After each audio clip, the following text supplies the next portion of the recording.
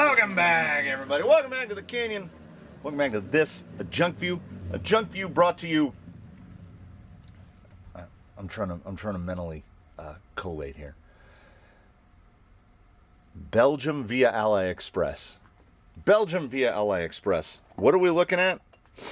We are looking at something approximating a Baja Claw, right? It's very Baja Claw-like, but it's a 2.2 and a very LP, a very low profile 2.2. These are right at 5 inches tall, unmounted. I haven't measured one mounted. Hey, it's right here. It's right here. We can do that. So unmounted, 124 millimeters, which is, well, that's just over 4 3/4. Yeah, 4 13/16. And wide, the answer is wide. Yeah, about the width of a typical 2.2, about 55 millimeters wide. That is unmounted, and we will talk about that now. The foams that came with the tires, and we've kind of gone to a Junkview principle of running the junk tire on the foam which with it comes. There is something wrong with these foams. When you rub them like this, you can feel foam coming off. Like, it's like they're disintegrating. They were tearing. Where's the stack? One of them did not survive removal. It just, like, I grabbed the lip, I went like this, and the tire just, the insert just tore. Others that made it out, they made it out sort of, but they're cracking. And like this right here, you can't feel this. You got to believe me. It feels really weird. They are also definitely in that realm of just ridiculous. Susan weighs more than a rig. This is all MDF, medium density fiberboard. Susan is probably in the like 8-pound range. These are hard. In the conversation for perhaps the hardest foams I've ever encountered, they are every bit as hard as the inexplicable foams that came in 2.2 tusks that literally you can put this way. I wonder, can we balance, Susan? You can put weight this way. There's no compression. That's still round.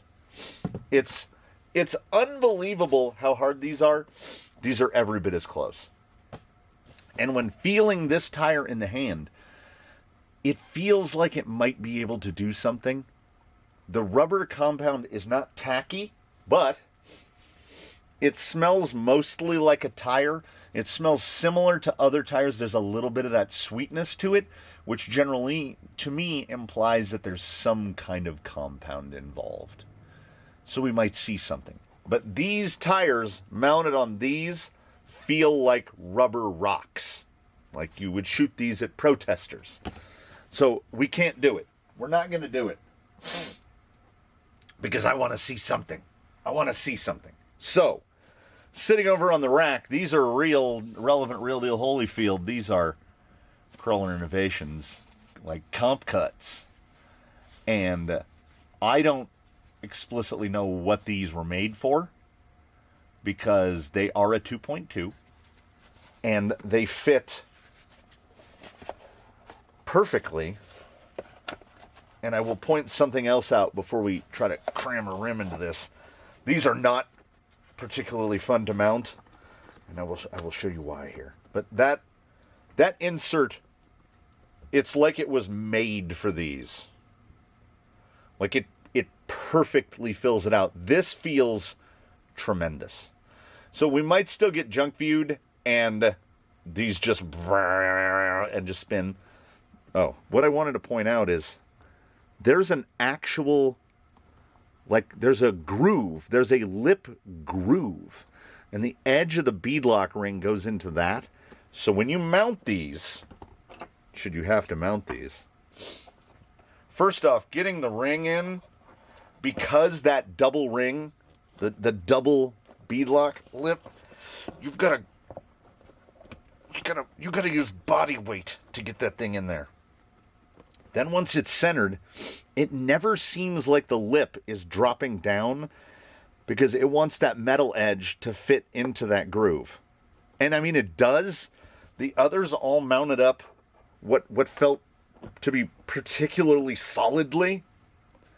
I now have to make sure that we mount them. This is supposed to be a right. Like that. Like that. I do the measuring and I still get it wrong. So when that sits in, it doesn't feel like it's mounted at all. And because that rubber is so thick, these are also some strange Amazonians where these are the wide 2.2s, and as you can see, all the meat is on the back ring. Did I flip it over? No. Oh my God. Oh my God. He's going to get it. So there's no confidence when you're pressing these on, and I hope I can get it on the angle. It's 10 millimeters. The rings are 10 millimeters apart. So the only way I succeeded in getting these to mount is we get a screw in place, and then you just lean on it with body weight. Oh. A little Starsky and Hush action on there. So these are not overly conducive to rim health, because on the back of a beadlock ring, the tab that the screw goes through, do I have a loosey? Do I have a loosey one? Yes. This tab here is not, as you can see there, is not particularly thick. You're talking maybe 2.5 millimeters. Fun story. There's a Band-Aid, and it's still seeping through right there. That looks like fun, right? I was disassembling a set of beadlocks, and I pushed the other side like this, and that, see how it's that little tiny edge right there? Just acted like like a fruit, it's got the little holes in it, like a zester. It just zested my thumb and just took a big chunk of meat out. So assembling these wheels is super fun, but I did it to myself. I know I did. So this guy mounted on the Crawler Innovations feels truly, properly good. And they mounted up great, and I'm still second guessing myself. Is there going to have to be a cut here where I remount this tire to have it going on in the correct direction? No. Ladies and gentlemen, he's done it. Those are pointing the same direction. These are pointing the same direction. We've done it. I doubt myself regularly and routinely. Like this, it feels pretty good. I have some small hope for these. This is kind of we're searching to find something, which is the Baja Claw pure compound, or is it the pattern? Is the pattern also helping us? We do this in grams because what we're looking for is kilo wheelos. 931. That's not bad. That's not bad. Oh yeah, we also need to know. What did we say it was before? 124.55. Does that sound right? Let me get a couple more sniffles in. Oh yeah, we're taller. 127, which is just, it's that far under 5 inches. And widthwise, we've taken some of the rubber and pushed it up. We're at about, I would say 53, just under 54, which is not a ton of width loss. That's not really noticeable. That's about the most that you can expect something to shift when it gets mounted. 2 millimeters. So, baseline gets to be the guy, despite these being,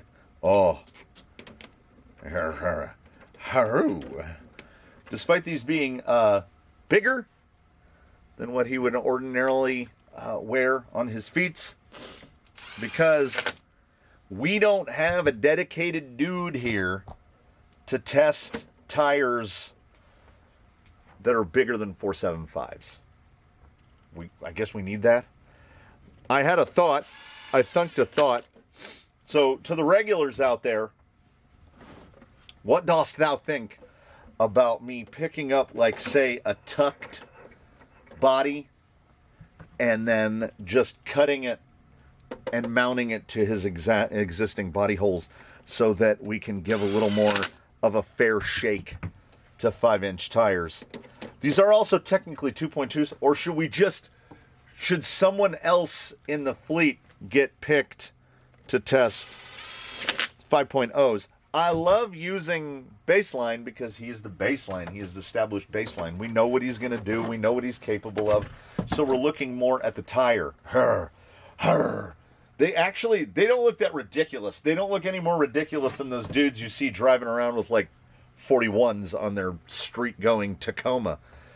So, I mean, we are going to get some rubbing. He's at home much more at home at 465. I genuinely prefer a 465. But I want to see. He's not going to be putting a ton of weight. The PSI is going to be pretty low. We'll see if that helps or hinders. So, 4 body clips, Baseline rocking fake, mostly Baja Claws. They're like an interpretation of a Baja Claw. I'm hoping, if nothing else, that this will show us whether or not all that grip, the Baja Claw, one of my favorite tires, is all that grip coming from this tread pattern, or is it all due to X2SS, or is it a combination of the two? Because this is in no way an exotic compound, but it doesn't feel nearly as bad as a lot of Amazon and AliExpress tires. It almost has, it feels like there might be some promise. There's only one way to find out if it's going to deliver on those potential promises. Friends and followers, we have to think of something. The amount of rubbing of these, just anywhere past about 30% steering input, the rubbing is catastrophic. So again, the 5-inch tire is like a no fender zone, and I don't want to drive Baseline around with no body on, because what's underneath the body is horrible. He is a filthy boy. Look at the width of those. Look at the width of those. That was over the bean, and that was not a lot of flailing to do it. There we go. It's angry. This is going to be angry Lexan Noise Theater here. The tires are catching to the point that sometimes the steering doesn't return to center.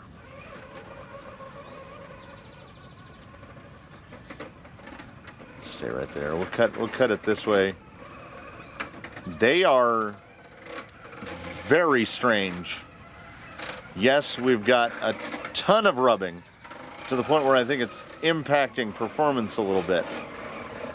But the tire, we've got some side-to-side skatiness, but like the forward drive is there. They definitely, yeah, like, look at that. That was good. I have to reset my mind. I haven't Junkviewed a tire like now in like, I don't know, week and a half. It's been quick view. So we got to reset. Going to reset the brain for Junkview considerations. In Junkview numbers, it's like an 8.5. I got to go 8.5. That's a big number. The question is, of course, how well will it translate?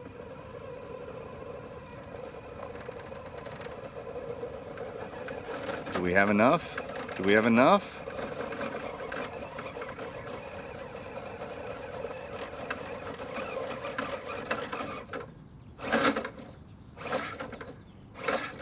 I mean, it's not a Baja Claw for sure.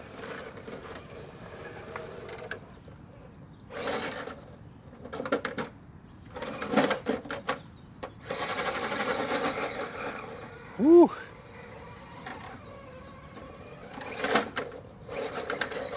Come on. Come on, little guy. All right. Okay.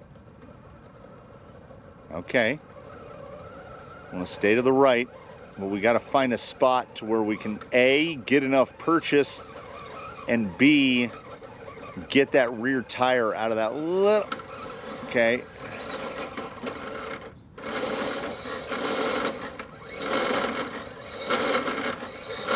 Yeah, they are just... They're so... Relatively speaking...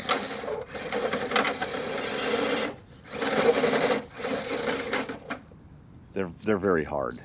They're very hard. And we are giving them what I would consider to be the best pot. Like right there, that was pretty good. Now, is the body rub impacting us here? Probably. Positionability is pretty good. Boy, we ended up in that spot again. So the question that I had asked, I don't know about anybody else, about whether or not the Baja Claw is compound or pattern, it would appear that the answer to that is both. This thing is a bouncy boy. There we go. It'll get there. It'll do the job. It just won't be very good at it. 6.5. This is an instance where I'm hoping for good things. We got a good foam in there. It's got the dual stage advantage. I'm not seeing any unwanted over deflection. Oh, good lift there on the tire. A little bit of a slide there, but the grip and slide is where we want to be. Is the insert going to hold it here? No. Just completed the first noisy impromptu self-right, and it was not great. There was a lot of shooting about. Quite a bit of lug pop there on the sideways slide. I think it might have enough. Real little. Nope.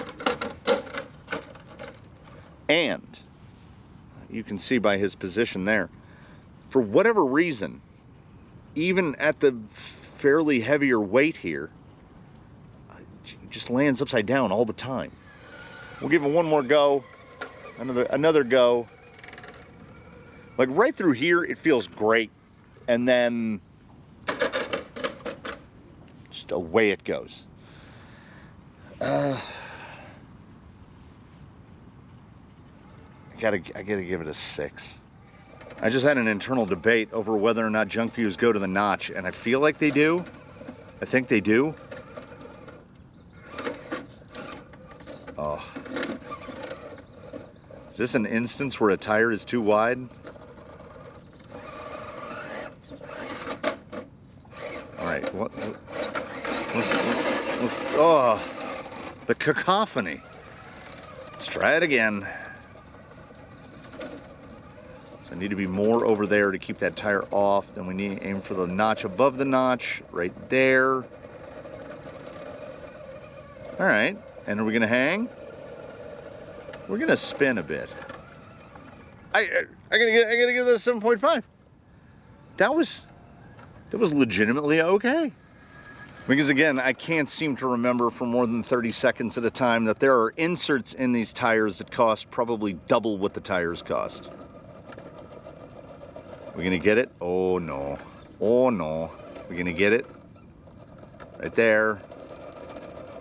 Come on, pull it up. No. Rejected and ejected. There it is. There it is. Oh, nope. There it isn't. There it is. Woof. Woof. This is a plus minus here.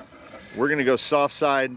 And I will say there's the opportunity for this tire to both pick up a point and lose a point, because we had to skitter and jitter to get through the regular side. Soft side here. Oh, it was looking pretty okay for a second, right up until it wasn't. Yeah, they don't position very well. They just don't. Like,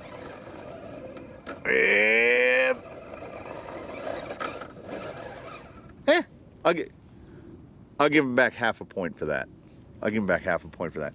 In Junkview terms, honestly, that was like a 7. That was a 7.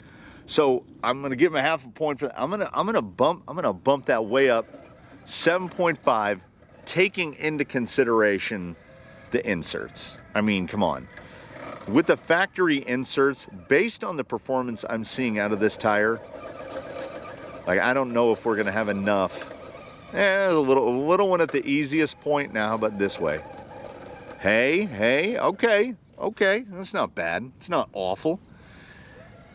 With the stock inserts in this, I think this thing's pulling 5.5s all day. That was bad. All right. Oh yeah. Oh yeah. Again, I think we can give much credit to the insert for keeping this thing in line. Try that bump again. Yeah, that's a premier compound level bump there. Let's give it just the full beans. See, they don't have enough grip to hold it in place, but the bump is super straight. It just bumps straight on, and that's what we want. So honestly, this is a tough one. Again, there are so many asterisks. This video is riddled with asterisks. Definitely take into account the fact that the inserts cost double, if not triple, what the tires cost. So that bump, that's an 8.5 on the bumps. And Junkview bumps, really good, but I think the inserts are carrying all the weight there. I'm getting good at that. So we're a little close here. Okay, that was pretty pro. Overall, the bumps, let's see if we can, yeah. Oh no. Well, see, there you go. Tried to talk myself up. Like, what we want from a whip is one smooth motion. Like that. That was a little bit reverse forward. Nice. Yeah, you can see the tires not returned to full strength because the lugs are just shoving themselves into the fender flares. One more for good measure if we can. Okay. So we go rip. Yeah. I mean, that's super predictable. I'm gonna go 8.5. I'm gonna go 8.5 on that. 8.5 on the bump. Is that what I gave it? Oh man, see, I already forgot. 8.5.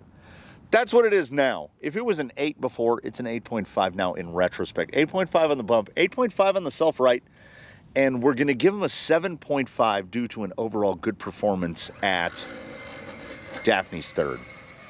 I will mention again here for what I hope, oh please let it be the final time that I have to remark upon my own lack of a printed out sheet, a scorecard, a tally card for Junkviews and Quickviews. I'm gonna take, so it's 10 elements for the Quickview, 8 elements for the Junkview, and I am going to print out cards as such, and they will go into effect until a perceived date. We'll pick a date, and they'll stay in service until that date, and should we want to make any changes in the future, we can do that. But for the foreseeable future, I've got scribbled over here on the whiteboard the 8 for the Junkview, the 10 for the Quickview. And the Quickview is actually more than 10 because there's a couple different aspects at each one. So there's actually there's a significant number more being tested for Quickviews.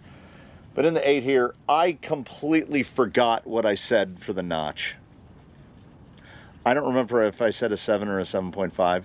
I'm going to give it the benefit of the doubt and say it was a 7.5 because this whole episode is an asterisk. The inserts, he got a little, like these dropped a little. I gave him an 8.5 at Slick Rock. I would say on the return, after they've been dusted up and run around a little bit, I would say that drops to an 8, but the 8.5 is in, and it's going to stay in, and this is where we separate the real deal from the non-real deals once we get it wet, because a good tire on the wet doesn't care that it's wet. It well and truly does not care. I get the feeling these are going to care.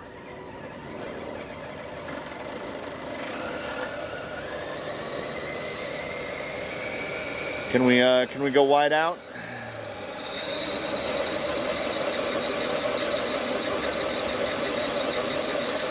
Isn't it amazing? Like, how many tires have we watched together?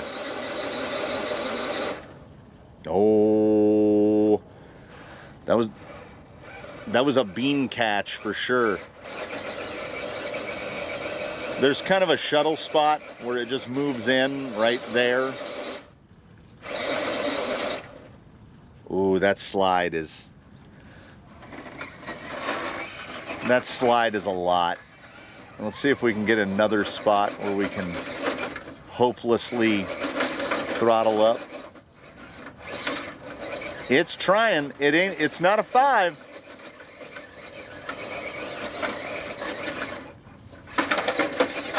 Oh, that was good. That really cemented the 8.5 self-right score there. Whoa! Yeah. It's actually pretty easy to catch.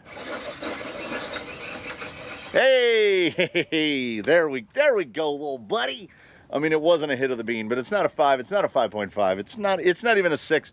We're gonna go a 6.5 for wet. And yeah, the wet test is really one that separates the wheat from the chaff, because the insert is out of the equation on that. I already forgot what I said. 6.5? 6.5. It's a 6.5. I feel like in a lot of these, it's almost superfluous for me to get out the calculator or for me to even write anything down.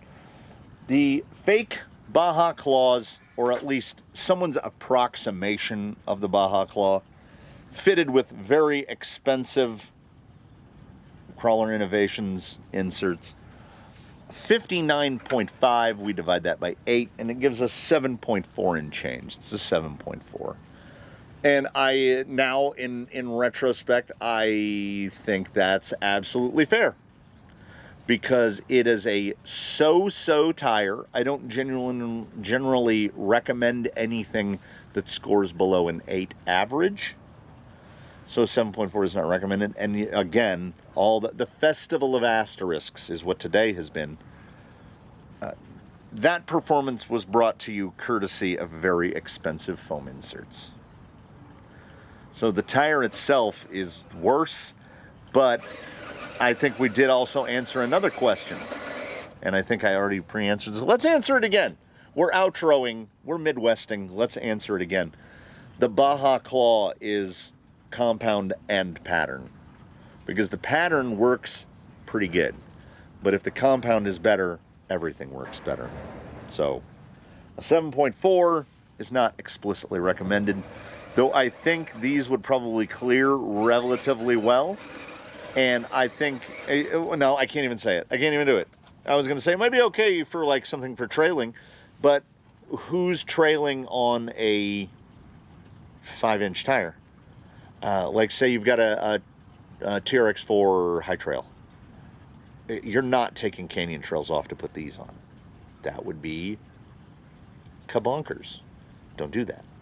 These are not canyon trails. These are all right with crazy good foams in them. I think take those foams away, I legitimately think these tires are a 5.5. I think they're pretty bad. If that compound was just like, there's a little bit of something, they put a little bit of special sauce in it. So it's not just really terrible rubber. It's not the worst, but with the foams that came with it, it would probably be, it would be in the conversation for the worst. So don't do that. Don't buy these. Don't buy these. If you have bought them, or if you think I'm wrong and you want to buy them, please do comment below before you run out and make your purchase, and tell me why. Tell me why. Ain't no reason I'd buy these. Like if you liked it. Subscribe if you haven't. Consider a channel membership. Consider popping over to the Cafe Press and buying a t-shirt. I make $2. Thanks for coming by. Oh, that's a pretty good that's a pretty good thumbnail spot, I think. That's a thumbnail spot. Now that I'm on a big boy camera, I can't just take a picture while recording like I used to do with the iPhone. So we will wrap this up. I will thank you again for the umpteenth time for joining us here. In closing, I'm gonna do this. This will be fun. Watch, you'll get to watch something fun. Okay, here's the thumbnail way before it becomes the thumbnail. Look at that. That's fun. That's fun. That's some behind the scenes for no one who asked. Thanks again so much for watching, everybody. I am going to print some stuff out today. I'm going to do some background stuff. I got editing to do. I got things. It's a beautiful day outside, so it's almost a shame to go inside, but at certain points, responsibilities take over. So I'm going to have to let you go right now while I go back about my business. I thank you so much for joining us for the very last time. I hope that in between now and when we meet again, you one and all do your very best. Have a good one, everybody. And I don't know if I can focus pull this while speaking. That's my finger. No, I can't. I can't focus pull and talk at the same time. Thanks for stopping by. We'll see you next time. That's all I got.